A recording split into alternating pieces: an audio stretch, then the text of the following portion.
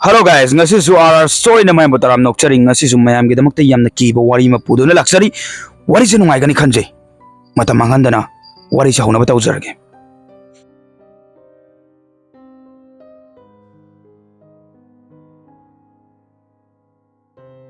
ngasi li jaga daruba wari se town amada laiba icham cham jaba miyoi amada thokeba wari ni miyoi du masamak nasu magi punsida adugumba thokdok thokani haiba khaludi miyoi sigi mamingna Yogesh kawe Yogesh town aduda magi family ga loina na nungai na laije magi family dagi hendok tuna mamagi mamana ba masulai magi mamingna Ajay kawe Yogesh ka Ajay ga siyamna angang oiringai dagi loina rak patin rak pane makoi ani si makoi dagi khara chatlaga laiba mafam amada office ki thabak tawe makoi gi thabak to government job ni office laiba mafam du makoi gi town du dagi di outer area dale aibadi office tu gi akoi bada amadi manak nakpasingda jungle gumbal lai makoi ani si matau karamna office at kam matam da auto gi mateng na chali makoi ani gi wena di bike ta car chat pase chatte makoi gi wakal da di askuyam na thengna kanana car thauraga chattoi no haidana khalli aduna makoi ani thabak chat pa horak padagi di auto amadi adum loina raga chali reserve ta thame Yogesh ka Ajay ga gi mayum do ka hena lapna badi oide loina na makoi ani chicken chaba yamna pamje Hojik maksu yamna pamje chabagi tanjabu phangabadi tanja adu sumang manghandi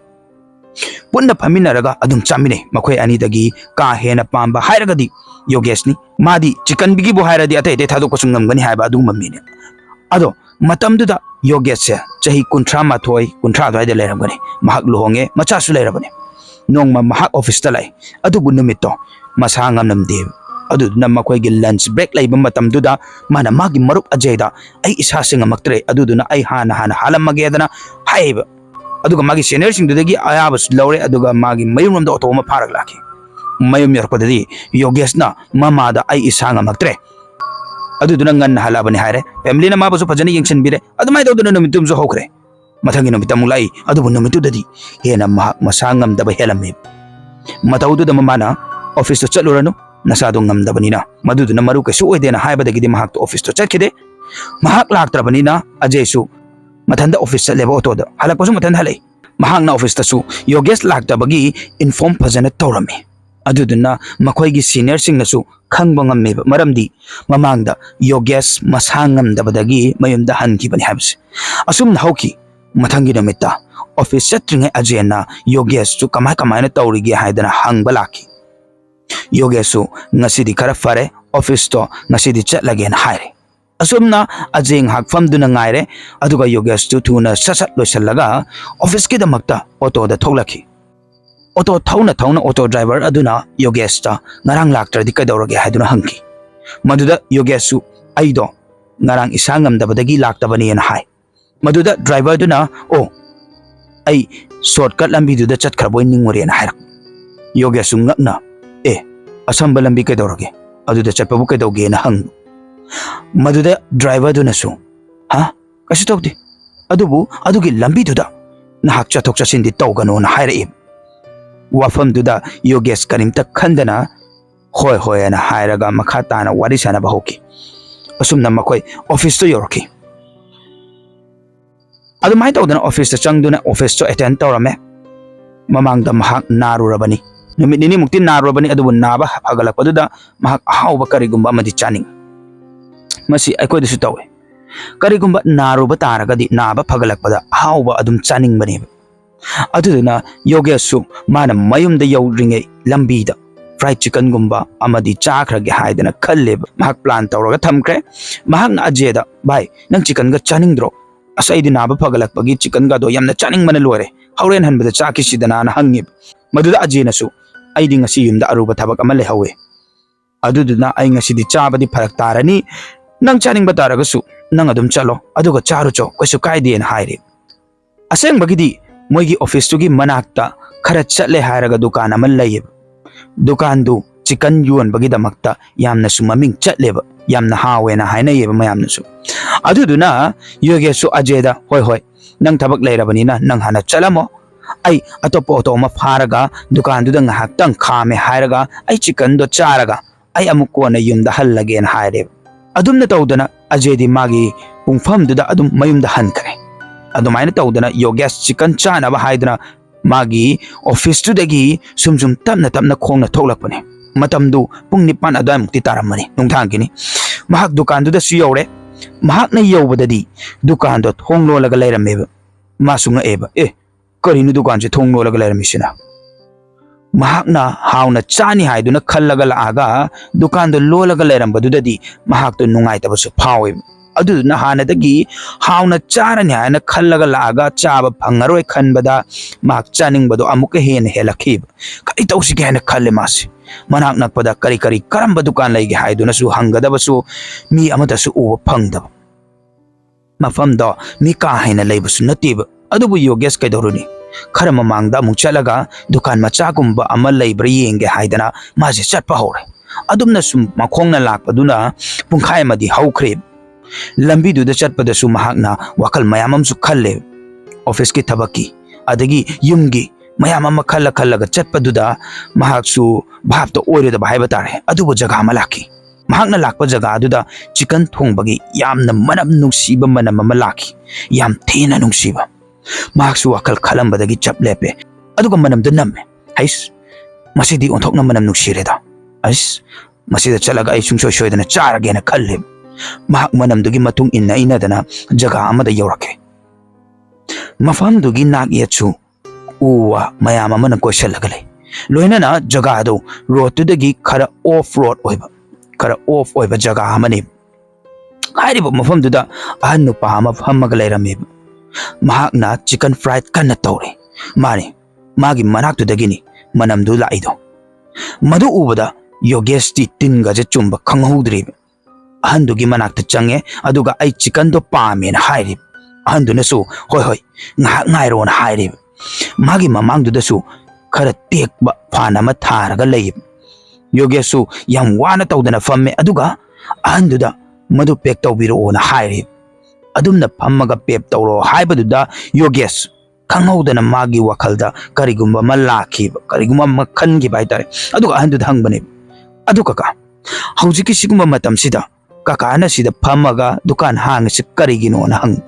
haibadi mi leiba jaga gumba mayam ama leidra maduda yolaga suye adubu kanamta leita mafam sida hangaga योलिसिगी मरम से करीनो ना हंगबने मफम दुददी पैसा का हेना तानबे याबसु नते अदुदुना मी लेबा जगादा हांगु याद्रा ना हंगी अदुदा अहंदुना सो आइंगोंददी पैसा मयाम अमा लेति पैसा मयाम अमा लेदना मफम अनौब अमा लौगन हाबसु लेति अदुदुना मफम सिददी फंबा तारगसु कना मतना आइंगोंदगी टैक्स लौरोय दोइनना आइगी युमदसु खर प्रॉब्लम थोकपदगी आइ मफम असिदा थेंगा कानसिदा सुमाइना थबकसे सुबनी थेंग हाउदा आइजे योन बनी वाबा खंगदंगे दुमाइन हाइबा योगेसु होय अदुसु चुम्मिने ना हाइब महाक फमना ngसाइगी लापना नंबदा मनम खरा नुक्सिरंबदो नकना पमबदगिदी मनमदो अमुके हेना नुक्सिरके अदुदुना योगेस अहन अदुदा कका आइना योमहलिदो आइखोय युमगिनी अदो युमगी नतबा अतोपा सिदा चानाबा प्लेट अमगा पिबिरके राना हंगी मदुदा अहनदुना प्लेट अमा पिबिरे माना सेमिबा मौंगदुसु यामना हाउगदबा मौंग मानबा यामना हैयबा हंदो चिकन दुगी मसक्तु उबदा अहन माना सेमिबा मानदे यामना अट्रैक्टिव ओइबा मौंगदा सेमे मागी चिकन दो अदुबु महाक अदुमबगी खनबगी मतमगा लैते हाना चारगा टेस्ट तौरगा येंगे हाइदना पीस अमा लौखलगा मयादा हापचले महाकना चागे हाइदना मयादा हुकचनबा मतमददी कैदौगे हाइबा मतमदा मागी मयादा करिगुंबा खरा लेंबगी टाइम त तौरक हाइतारे दुमाय मायाम थुना सतो येंबा मतमददी मनुंगदा अखोइगे अंगांगबा मरेंग चटपा तिंथोककुंबा कैगुंबा अदुंबा हाइतारे अदा उबदु माजे फलाउन हुंदोगा कैगिनो आइना हंगबा मतमददी अहंदुसु कैमता खुमदे माना पीस अमा मुक लौखलगा येंबा मतमददी करिमता तौदबिदा नॉर्मल ओइना लैबदु मानबा यामना हाउगदबो मानबा अदुबु अदुसु अमुक मुक सगाइदना येंबा मतमददी ngसाइगी मरेंग चटपा अंगांगबा कैके तौ अदुंबदो अदुम यावरगा लेरंबा मदु उबददी योगेसु अहंदुदा अंकल सिबु करिन मनुंगदा अंगांगबा महंदौना तौबा मयामम यावर सिबु करिनो ना हंगेबा मदुदा अहंदुनासु एहे सोइखिबनी आई अनौबा मसेमगा पिबिरागे अना दुमाइना हाइरे आइदी अहंसु ओइरबनिना मिटका उद्रे अदुदुना करी करी यावगेदो खंगद्रे आई अमसेम पिबिरागे ना हाइरे मनाक्तुदे लेंटन अमसु थाले आइदिगी ममितो कयाम उरुनीबा लेंटनदुना अदई योगेशु कल हौजिक चागेना थांगलुबदा थेंगनरुबदो अदु उरगदी माने युमदा पुन्ना माहादुना योमिदुदी अदुददी करी ओरमगनी खंदना मासे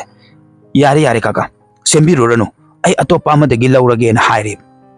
अदुमना हायरगा महाक अहंदुगी दुकानदुदगी थोगलागा चटपा हौरे सुम सुम थोगलकपदगीदी अमु मागे मखोंदुदा नुंग अमना थोमके महाक सोए मधुदा महाकना स्ट्रीट लाइट सु लेतबनिना अमंबदु लाकपददा थेंजनबनी गायना दुमाय दुम खन अमंबदु कना उरुदुइनो न खनले सोरक्तुदा थोगलकपदगी महाक मखोंदुदा अमुकसु सोएब मखोंदो सोप्रा येंगे हायदना नोंथारुइ नोंथाबदुदा महाक मनिंगदा अमुक येंथोबने महाकना ओंथोकप मतमददी नसाइगी लेंचनदो लेरमद्रे महाक खरा सोए हौजिक नाकी ममांगददी येनगी मनम याम कनम नममबदु मनम नुसिबदो अदु हौजिकति नमद्रे माना सोक्त्रिङै ममांगददी नमम मयामदो महाकना उरंबा मयामदो अदु अमत लेरमद्रेब मनमदुसु फावरखिद्रे मधुदा महाक किरुबसु तौरुदे महाकना खनबदा अहंदो आइना दुमाइना हाइबदगी नुंगाइतदना चटखिबो ओइरमनी गायना दुमाइना खन लेंचन गा गादु लोइ मुथलमगा चटखिबो ओइरमनी गाय खनजबिदुनि अदुमाइ खल्लगा मागी मखोंदो काउथोक्तना नादना बाहायदना तौब सेम सादन अदु मयुमरोमदा चटपा मु हौरे खरा अमुक चले हायरगा माना सोरोक्तो उब फंगे महाकना लंबिदो हेक उबगदी महाकी अदुम ऑटो तोंगनबा नुपा ड्राइवर अदु लेरमे मागी ऑटो दु लेरमे महाक अजेबु थिल्लुरगा मफमदुदा अमुक हलकपा माले महाक लाइदो अनौबा पैसेंजर अममुक थीबा नत्रगना मागी अतोप्पा रीजन अमा लेजरमजनी एनी दुम चेलिदना को गारिसिदे महाक उबदगीदी ए नंग लाबो अदुदी युमदा चटनबा तौरसि आई थेंगे युमदा चटनिंगे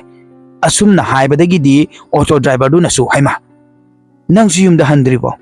फरे फरे नंग लेरमगदी आई अमुक लेरमद्रदी अतोप्पा ऑटो अमुक थीनागदुइनेन हाइरे अदुमाइन तौदना वारी वताई खरा तौरगा योगेशु ऑटोदुदा फम्मे ऑटो ड्राइवर दुनसु ऑटोदो मखोइगी मयुमरोमदा थौबा हौरे थौना थौना ड्राइवर दुना अमुक वहंग हंगे नंग नसाइदी तोंगद्रदी कदौरगे नसाइ हानबददी अजेदा तोंगागा मयुमदा हनख्रबनी अदुमना नुपादुना मतांग फंगिंगाइदुदा हंगहौबने योगेशु ओ आइदो चिकन चानिंगाबा अदुदुना चिकन खरा चागे हाइदना आई लेहौबनी मादि थबक खरा लई हाइदना मयुमदा चटखरबनी हाना असुमना हायरगा तुमिना अमुक लेके अमुक थौई अदुगा ऑटो ड्राइवर अदुना मागी ममांगदा थंबा मिंगसेलदुदा योगेशदुदा येंगागा अदु कइनो नंग यामना नुंगाइतबगी टाइपता उरिदुबोना हंग असंगबगिसु ऑटो ड्राइवर दो मोइगी चथोक चसिन तौरगा लेरबनिना हाइबदी फ्रेंक्सु ओइरेदना वारी वताइसु दुम दरो दरो तौर सानारेदना अखोइ कइमता खन्नदिब महाकना अदुमना हांगपदुदा योगेशु मंगोंदा थोखिबगैदो नुंगाइतबगैदो लोइना तम्मे मागी वादो ताबबददी ऑटो ड्राइवर अदुदी तुमिना लैखे योगेशु मागी मतौदुदा ए कैदौरगे तुमिना लैदुबोना हंग आंसरदसु पिरौदना अदुमाइना तुमिना लैदुबो करिगेनो कैदौरगेना हंगबदो ड्राइवर दुनसु नते नते खरा चलगा वारी सासियन हाइब असुमना हायरगा ड्राइवर दुना मागी ऑटो दुगी स्पीड तो कन्ना हेंगले कन्ना थौगले असुमना लाकपदगीदी टाउन गी जगह दु यौरे लाइट का सु थानबा खरा खरा हौरे मफम दु यौबगदी ड्राइवर अदुना वारी साब हौरे आइना ngsa wangang मफम अदुदा वारी सारबदी प्रॉब्लम थोकपा याय अदुगिनी वादुदा योगेशु कइनो प्रॉब्लम थोकपा यायबो करी प्रॉब्लम असुमना मासु सत हंगे ngaaga मधुदा ड्राइवर अदुना नंग हौजिक तम्मा इबा वारी सारा इबा मफम दो नंग चलगा चिकन मनम नमकदगी पेक तहंदना कोतना युमदा पुदनबगी तौरिबा सिंगदो नयादा हुक चलगा तौरिबा सिंगदो हारिबा मफम दो आइदि ज्ञान मत तादे आई मफम अदुदा अमदी मफम सिदा ऑटो थौरा इसे चाही कया अमदी यामबनी अदुबु हारिबा मफम दो अदुगी मतंगददी आई केमते खंगदी अदुगा सिकक्की नतब अहन अमगी वारिसु आई हाइगे माचे चिकन सेमे अदुम दुकान दा चिकन गा योंदना कोतना अदुम तौबा नोगी दुकान दुगी मनाक्ता केदोगे हाबा मतमदा माना अदुमना फम्मिंगै नोंगमदी मागी दुकान दो मैना लोइना चाकी मागी फमंबा दुकान पोचै मयाम दो चाकपदा नतना महाक्सु याउना हाइतारे मैदुदा चाकपा याउदरा सीखिबनी महाक सीकर मतुंगददी मी कया अमनसु हाय महाकना दुकान फमम मफम दो मफम अदुदा अहल अदो फम्मगा लैबा उइ हाइदना मी मयाम अमनसु हाइनबा लै महाक उइ हाइबा मीसा सुमसुम याम खलकी वारिसी चाही कया अमगी ममांगी वारिनी नोइना थबक्ता जॉइन तौद्रिङैगी वारिनी ꯑꯗꯣꯝꯒꯤ ꯑꯣꯐꯤꯁꯀꯤ ꯃꯤꯁꯤꯡ ꯅꯠꯇꯅ ꯃꯅꯥꯛ ꯅꯛꯄꯗ ꯂꯩꯕ ꯃꯥꯒꯤ ꯃꯃꯥꯡꯗ ꯅꯥꯀꯟꯗ ꯂꯩꯕ ꯃꯤ ꯃꯌꯥꯝ ꯑꯗꯨꯅꯁꯨ ꯃꯍꯥꯛꯁꯤ ꯎꯏ, ꯃꯤꯉꯣꯟꯗ ꯃꯨꯟꯅ ꯃꯨꯟꯅ ꯌꯦꯡꯉꯤ꯫ ꯑꯁꯨꯝꯅ ꯎꯕꯗꯣ ꯈꯔ ꯑꯃꯅ ꯋꯥꯈꯜꯅꯅꯦꯅ ꯈꯜꯂꯤ, ꯈꯔ ꯑꯃꯅ ꯑꯁꯦꯡꯕꯅꯤ ꯍꯥꯏꯗꯅ ꯈꯟꯅꯩ꯫ ꯑꯁꯨꯝꯅ ꯃꯌꯥꯝꯅꯁꯨ ꯍꯥꯏꯅꯔꯛꯄꯗꯒꯤꯗꯤ ꯑꯗꯣꯝꯒꯤ ꯑꯣꯐꯤꯁꯀꯤ ꯃꯤꯑꯣꯏ ꯑꯃꯅ ꯃꯥꯏꯕ ꯑꯃꯕꯨ ꯄꯨꯗꯨꯅ ꯂꯥꯛꯈꯤ꯫ ꯑꯇꯣꯞꯄ ꯈꯨꯟ ꯑꯃꯗꯒꯤ ꯃꯥꯏꯕ ꯑꯃ ꯅꯦꯛꯎꯔꯒ ꯄꯨꯔꯒ ꯂꯥꯛꯈꯤꯕꯅꯤ꯫ ꯑꯗꯨꯝꯅ ꯑꯀꯣꯏꯕꯗ ꯌꯦꯡꯉꯤ, ꯀꯔꯤ ꯀꯔꯤ ꯇꯧꯕ ꯌꯥꯕ ꯃꯌꯥꯝ ꯑꯃꯁꯨ ꯇꯧꯔꯦ꯫ ꯄꯨꯟꯅ ꯅꯨꯃꯤꯠ 11ꯅꯤꯃꯨꯛ ꯃꯥꯒꯤ ꯊꯕꯛꯇꯨ ꯇꯧꯈꯤ, ꯃꯍꯥꯛꯄꯨ ꯇꯥꯟꯊꯣꯛꯅꯕ ꯀꯟꯅ ꯍꯣꯠꯅꯈꯤ꯫ ꯑꯁꯨꯝꯅ ꯇꯧꯕꯗꯒꯤꯗꯤ ꯑꯍꯟ ꯅꯨꯄꯥꯗꯣ ꯎꯕ ꯐꯪꯅꯈꯤꯗ꯭ꯔꯦ꯫ ꯃꯇꯝ ꯑꯗꯨꯗꯗꯤ ꯑꯗꯣꯝ ꯖꯣꯏꯟ ꯇꯧꯔꯛꯇ꯭ꯔꯤꯕꯅꯤꯅ ꯋꯥꯔꯤꯗꯣ ꯇꯥꯔꯝꯗꯕꯁꯨ ꯌꯥꯏ, ꯍꯥꯟꯅ ꯇꯥꯔꯝꯕꯁꯨ ꯌꯥꯏ꯫ ꯑꯁꯨꯝꯅ ꯍꯥꯏꯕꯗꯒꯤꯗꯤ ꯌꯣꯒꯦꯁꯅꯁꯨ ꯑꯩꯗꯤ ꯑꯃꯨꯛꯇꯐꯥꯎ ꯇꯥꯗ꯭ꯔꯤꯅ, ꯉꯁꯤ ꯇꯥꯔꯤꯁꯤꯅ ꯑꯍꯥꯟꯕꯅꯤ ꯇꯥꯔꯤꯁꯦ꯫ ꯑꯁꯨꯝꯅ ꯍꯥꯏꯕ ꯃꯥꯒꯤ ꯄꯥꯎꯈꯨꯝꯗꯨꯗ ꯗ꯭ꯔꯥꯏꯚꯔꯗꯨꯁꯨ ꯃꯈꯥ ꯇꯥꯔꯛꯏ, ꯑꯗꯨꯗꯤ ꯅꯪꯅ ꯍꯧꯖꯤꯛ ꯊꯦꯡꯅꯔꯛꯏꯗꯣ, ꯆꯤꯀꯟ ꯆꯥꯎꯔꯒ ꯂꯥꯛꯏꯗꯣ ꯑꯃꯗꯤ ꯇꯦꯁ ꯇꯧꯔꯒ ꯂꯥꯛꯏꯗꯣ ꯑꯇꯩ ꯀꯅꯥ ꯑꯃꯠꯇ ꯑꯣꯏꯔꯝꯃꯔꯣꯏ, ꯃꯗꯨꯒꯤ ꯑꯍꯜꯗꯣ ꯁꯨꯡꯁꯣꯏ ꯁꯣꯏꯗꯅ ꯑꯣꯏꯔꯝꯃꯅꯤ꯫ ꯂꯣꯏꯅꯅ ꯅꯍꯥꯛꯅ ꯎꯔꯤꯕ ꯑꯗꯨꯁꯨ ꯃꯤ ꯑꯣꯏꯅ ꯅꯠꯇꯦ, ꯊꯋꯥꯏꯅꯤ꯫ ꯃꯗꯨ ꯇꯥꯕꯗ ꯌꯣꯒꯦꯁꯁꯦ ꯍꯩ, ꯑꯗꯨ ꯑꯣꯏꯇꯥꯔꯒꯗꯤ ꯑꯩ ꯃꯤꯠꯅ ꯎꯕ ꯄꯥꯝꯃꯤ, ꯑꯝꯇ ꯂꯩꯌꯨ, ꯑꯩ ꯑꯝꯇ ꯌꯦꯡꯒꯦꯅ ꯍꯥꯏ꯫ ꯑꯗꯨꯝꯅ ꯑꯃꯨꯛ ꯍꯟꯅ ꯃꯈꯣꯏ ꯃꯐꯝ ꯑꯗꯨꯗ ꯑꯃꯨꯛ ꯍꯜꯂꯛꯈꯤ꯫ ꯑꯁꯨꯝꯅ ꯂꯥꯛꯄꯗꯨꯅ ꯃꯈꯣꯏ ꯉꯁꯥꯏꯒꯤ ꯃꯐꯝꯗꯨ ꯌꯧꯔꯛꯈꯤ꯫ ꯎꯔꯦ, ꯌꯣꯒꯦꯁꯅ ꯃꯃꯥꯡꯗꯗꯤ ꯕꯦꯟꯁ ꯀꯩꯀꯥ ꯊꯥꯗꯅ ꯑꯍꯟꯗꯨ ꯗꯨꯀꯥꯟ ꯃꯆꯥ ꯑꯃ ꯐꯝꯕ ꯎꯈꯤꯕꯅꯤ, ꯑꯗꯨꯕꯨ ꯍꯜꯂꯛꯄ ꯃꯇꯝꯗꯗꯤ ꯑꯗꯨꯒꯨꯝꯕ ꯑꯝꯇ ꯂꯩꯔꯝꯗꯕꯤꯅꯤ꯫ ꯃꯍꯥꯛ ꯉꯛꯇꯅ ꯈꯔ ꯆꯠꯂꯦ ꯍꯥꯏꯔꯒ ꯑꯃꯨꯛ ꯌꯦꯡꯉꯤ, ꯃꯃꯥꯡꯗ ꯀꯥꯈꯠꯇꯅ ꯑꯃꯨꯛ ꯌꯦꯡꯉꯤ, ꯃꯅꯤꯡꯗ ꯑꯃꯨꯛ ꯌꯦꯡꯉꯤ, ꯀꯔꯤꯅꯣ ꯇꯧꯔꯤꯁꯤꯕꯨ ꯍꯥꯏꯗꯅ ꯑꯀꯣꯏꯕꯗ ꯀꯣꯏꯌꯦꯡ ꯌꯦꯡꯉꯤ꯫ ꯕꯦꯟꯁ ꯂꯩꯔꯝꯕꯗꯨꯁꯨ ꯂꯩꯔꯝꯗ꯭ꯔꯦ, ꯗꯨꯀꯥꯟ ꯑꯣꯏꯅ ꯍꯪꯉꯝꯕꯗꯨꯁꯨ ꯂꯩꯔꯝꯗ꯭ꯔꯦ, ꯀꯔꯤꯝ ꯂꯩꯔꯝꯗ꯭ꯔꯦ ꯍꯥꯏꯇꯥꯔꯦ꯫ ꯃꯗꯨ ꯎꯕꯗꯨꯗ ꯃꯍꯥꯛꯁꯦ ꯄꯥꯈꯠꯇꯅ ꯑꯣꯇꯣ ꯃꯅꯨꯡ ꯑꯗꯨꯗ ꯆꯪꯉꯛꯑꯦ, ꯑꯗꯨꯒ ꯃꯥꯒꯤ ꯃꯤꯍꯨꯜꯗꯨꯁꯨ ꯈꯞ ꯈꯞ ꯈꯞ ꯈꯞ ꯈꯞ ꯈꯞꯄꯦꯕ꯫ ꯑꯩꯁ, ꯃꯁꯤ ꯑꯣꯇꯣꯁꯦ ꯌꯨꯝꯗ ꯆꯠꯂꯁꯤ, ꯌꯨꯝꯗ ꯍꯜꯂꯁꯤ ꯍꯥꯏꯅ ꯍꯥꯏꯔꯦ꯫ ꯀꯔꯤ ꯍꯥꯏꯗꯣꯏꯅꯣ ꯈꯪꯗ꯭ꯔꯤꯅ, ꯄꯥꯈꯠꯄꯅ ꯌꯥꯗ꯭ꯔꯤꯅ꯫ ꯋꯥꯐꯝꯁꯦ ꯇꯝꯃꯗꯤ ꯑꯩꯈꯣꯏꯒꯤ ꯃꯤꯁꯤꯡꯁꯦ ꯂꯣꯏꯅ ꯄꯥꯈꯠꯇꯅ ꯂꯣꯏꯅꯔꯅꯤ꯫ ꯑꯗꯨꯃꯥꯏꯅ ꯍꯥꯏꯕꯗꯒꯤꯗꯤ ꯗ꯭ꯔꯥꯏꯚꯔꯗꯨꯅꯁꯨ ꯐꯥꯗꯕꯤꯔꯦ, ꯀꯩꯝꯇ ꯈꯜꯂꯨꯔꯅꯨ, ꯑꯩꯈꯣꯏ ꯆꯠꯂꯁꯤ, ꯌꯨꯝ ꯌꯧꯗ꯭ꯔꯕꯅꯤꯅ ꯀꯩꯁꯨꯝ ꯑꯀꯥꯏꯕ ꯊꯣꯛꯑꯔꯣꯏꯅ ꯐꯥꯗꯕꯤꯔꯦ꯫ ꯃꯍꯥꯛꯅ ꯌꯨꯝ ꯌꯧꯕꯒꯗꯤ ꯌꯨꯝꯒꯤ ꯃꯤꯁꯤꯡꯁꯨ ꯂꯣꯏꯅ ꯄꯥꯈꯠꯅꯔꯒ ꯂꯩꯔꯝꯃꯦ꯫ ꯊꯦꯡꯉꯀꯥꯟꯁꯤꯗ ꯍꯜꯂꯛꯄꯅꯤꯅ ꯑꯗꯨꯗꯨꯅ ꯀꯩꯗꯧꯔꯒꯦ, ꯀꯗꯥꯏꯗ ꯆꯠꯂꯨꯔꯤꯅꯣ ꯍꯥꯏꯗꯅ ꯃꯥꯒꯤ ꯅꯨꯄꯤ, ꯃꯥꯒꯤ ꯃꯃꯥ ꯂꯣꯏꯅ ꯄꯥꯈꯠꯅꯗꯅ ꯍꯪꯉꯦ꯫ ꯑꯗꯨꯝꯅ ꯍꯪꯕꯗꯨꯗ ꯃꯍꯥꯛꯅꯁꯨ ꯋꯥ ꯄꯨꯝꯕꯗꯣ ꯃꯥꯒꯤ ꯃꯃꯥ ꯑꯃꯗꯤ ꯃꯥꯒꯤ ꯅꯨꯄꯤꯗ ꯇꯝꯃꯦꯕ꯫ ꯃꯍꯥꯛꯅ ꯋꯥꯔꯤꯗꯨ ꯇꯝꯕꯗ ꯃꯌꯥꯝꯗꯣ ꯇꯥꯕꯗꯗꯤ ꯃꯥꯒꯤ ꯐꯦꯃꯤꯂꯤꯗꯨꯁꯨ ꯍꯥꯏꯕꯗꯤ ꯄꯨꯡꯉꯛ ꯉꯛꯅꯈ꯭ꯔꯦꯕ꯫ ꯑꯗꯨꯕꯨ ꯑꯃꯔꯣꯝꯗ ꯐꯔꯤꯕꯗꯤ ꯑꯁꯣꯏ ꯑꯉꯥꯝ ꯌꯥꯎꯗꯕꯗꯨꯅꯦꯕ꯫ ꯃꯗꯨꯒꯤ ꯃꯈꯥ ꯇꯥꯕꯗꯤ ꯌꯣꯒꯦꯁ ꯃꯊꯟꯗ ꯑꯊꯦꯡꯕ ꯑꯍꯤꯡꯗ ꯑꯗꯨꯒꯨꯝꯕ ꯃꯐꯝꯗꯨꯗ ꯑꯃꯨꯛ ꯍꯟꯅ ꯆꯪꯉꯨꯗ꯭ꯔꯦ꯫ ꯃꯍꯥꯛ ꯃꯗꯨꯒꯤ ꯋꯥꯔꯤꯗꯣ ꯍꯧꯖꯤꯛ ꯐꯥꯎꯕ ꯀꯥꯎꯕ ꯉꯝꯗꯅ ꯂꯩꯔꯤ꯫ ꯃꯌꯥꯝ, ꯃꯁꯤꯗ ꯋꯥꯔꯤꯁꯦ ꯂꯣꯏꯁꯤꯟꯖꯔꯒꯦ꯫ ꯃꯌꯥꯝ, ꯋꯥꯔꯤꯁꯦ ꯍꯥꯞꯆꯕ ꯃꯇꯝꯗ ꯀꯅꯥꯒꯨꯝꯕ ꯑꯃꯠꯇꯒꯤ ꯃꯐꯝꯗ ꯁꯣꯛꯀꯗꯕ ꯑꯃꯗꯤ ꯀꯅꯥꯒꯨꯝꯕ ꯑꯃꯠꯇꯒꯤ ꯃꯐꯝꯗ ꯂꯥꯟꯅ ꯈꯟꯕꯒꯤ ꯋꯥꯈꯜꯂꯣꯟꯗ ꯍꯥꯞꯆꯕ ꯑꯃꯇ ꯅꯠꯆꯗꯦ꯫ ꯁꯣꯏꯈꯤꯕ ꯂꯥꯟꯈꯤꯕ ꯌꯥꯎꯔꯒꯁꯨ ꯃꯌꯥꯝꯅ ꯁꯣꯏꯗꯅ ꯉꯥꯛꯄꯤꯒꯅꯤ꯫ ꯑꯗꯣꯝꯅ ꯑꯩꯈꯣꯏꯒꯤ ꯆꯦꯅꯦꯜ ꯑꯁꯤꯗ ꯑꯁꯦꯡꯕ ꯊꯣꯛꯈꯤꯕ ꯅꯠꯇ꯭ꯔꯒꯅ ꯑꯇꯣꯞꯄ ꯋꯥꯔꯤ ꯇꯥꯅꯤꯡꯕ ꯂꯩꯔꯒꯁꯨ ꯑꯩꯈꯣꯏꯒꯤ ꯆꯦꯅꯦꯜ ꯑꯁꯤꯗ ꯋꯥꯔꯤ ꯊꯥꯒꯠꯂꯛꯄ ꯉꯥꯏꯗꯨꯅ ꯂꯩꯕꯤꯌꯨ ꯍꯥꯏꯕꯁꯤ ꯊꯝꯖꯕꯒ ꯂꯣꯏꯅꯅ ꯉꯁꯤꯒꯤ ꯋꯥꯔꯤꯁꯤ ꯃꯇꯥꯡꯁꯤꯗ ꯂꯣꯏꯁꯤꯟꯖꯔꯒꯦ꯫ ꯑꯗꯨꯒ ꯉꯁꯤꯒꯤꯗꯃꯛꯇꯗꯤ ꯀꯥꯏꯅꯔꯁꯤ, ꯃꯊꯪꯒꯤ ꯚꯤꯗꯤꯑꯣꯗ ꯑꯃꯨꯛ ꯃꯌꯥꯝ ꯄꯨꯟꯅ ꯊꯦꯡꯅꯔꯁꯤ꯫ ꯌꯥꯏꯐꯔꯦ꯫